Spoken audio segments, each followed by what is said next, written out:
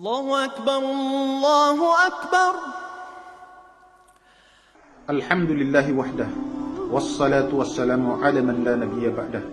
Mga kapatid, ang Propeta Muhammad, sumakanya nawa ang kapayapaan at pagpapala, ay nagbigay sa atin ng napakagandang sukatan kung sino ang tunay na mabuti at mahal ng Allah. Walang iba kundi ang taong may silbi sa kapwa. Hindi dahil sa kanyang ranggo, hindi dahil sa kanyang yaman, hindi dahil sa kanyang katanyagan, kundi dahil sa kanyang kabutihan at serbisyo sa iba.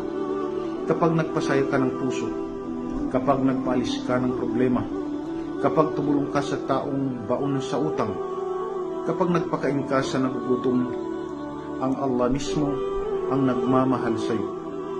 Sa bawat kabutihang itinatanim natin, ay binubuksan ng Allah ang pinto ng kanyang awa at ginagawa tayong bahagi ng kanyang pagmamahal at pagpapala.